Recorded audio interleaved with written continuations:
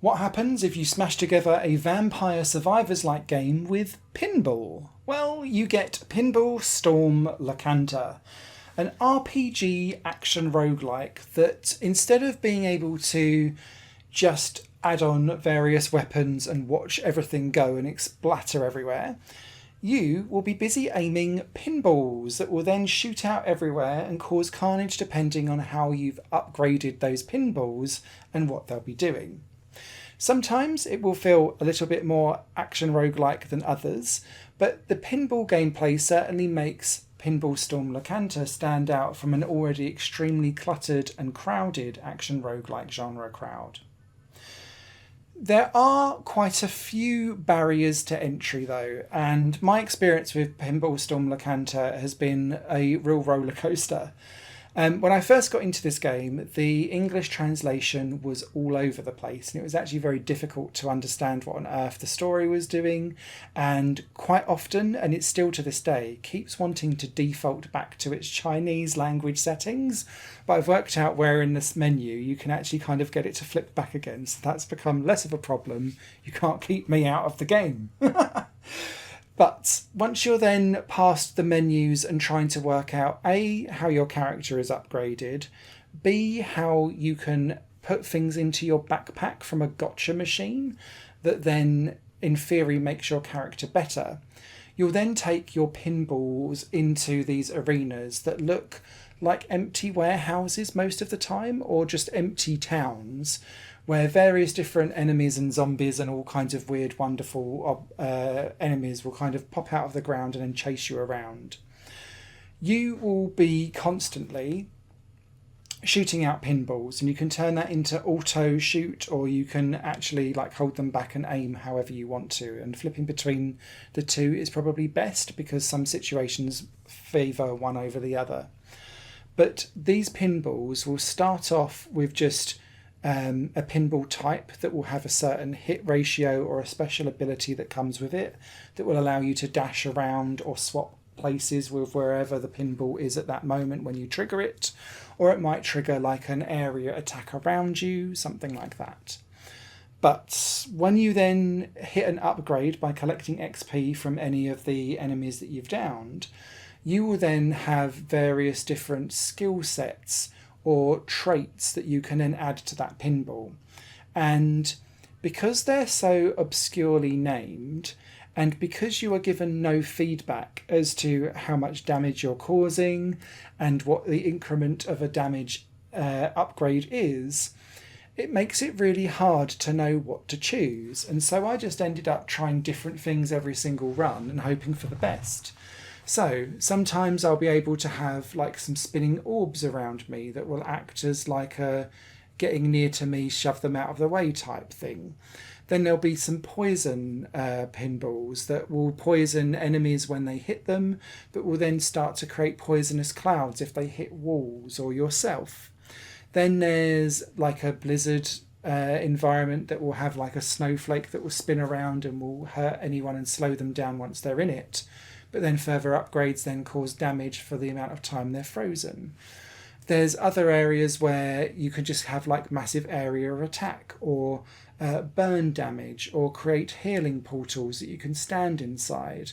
Or it could be that you want to have pinballs ricocheting off walls, and every time it ricochets off a third wall, it will spawn a new pinball. And so you'll just have loads of balls flying everywhere, and you'll be off and away. And the problem with all of this is that whilst it's really difficult to understand, A, what's really powerful and what's not, but B, some of the power-ups are ridiculously overpowered compared to some others, you kind of end up hoping that the RNG just spits out the same couple of things for you, because they are so OP that once you've got them, you don't have to worry about the rest of the run. You can just keep going and win the game that way. And so it was very rare that I actually died in Pinball Storm Lokanta. And when you're doing 10 or 16 minute runs to survive, you kind of end up relying on the same skills over and over and over again, despite all of this variety, because the same few skills are ridiculously overpowered and you have to force yourself to not choose them, which feels like the wrong and weird thing to do. This then carries over into an endless mode, which allows you to, surprisingly, go in an endless mode, to clearing wave after wave after wave to see how many levels that you can survive. Alongside all of this, there's also boss battles. And the boss battles are incredibly easy compared to the main levels that you play through. And that felt a bit lopsided and back to front for me. And whilst the enemies in the bosses look quite cool and do some interesting things, you can still outrun all of their attacks really, really quickly and easily. And so long as you just don't stay still, you'll be fine. Your pinball's base stats can be upgraded too at a bar if you collect enough cash to do so. So can your main character's stats, but it's very basic, like movement and HP. There's not really too much else beyond that.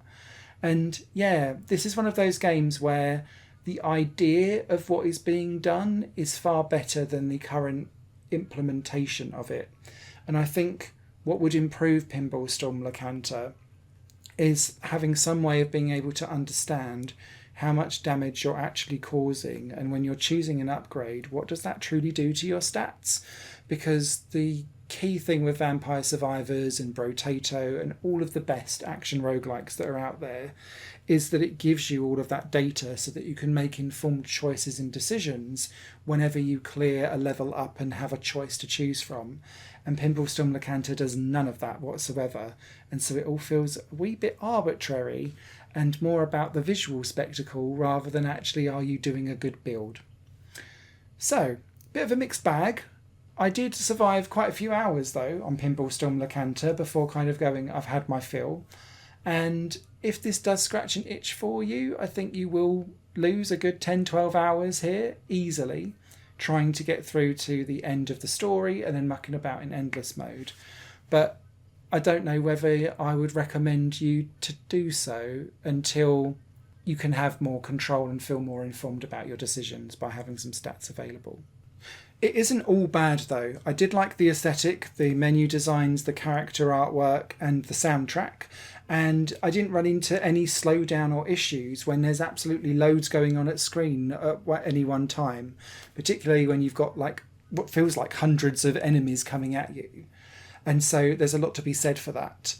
However, I do feel like this game is probably a few tweaks away from realising its potential, and at that point it has the potential to be a good solid 8 out of 10.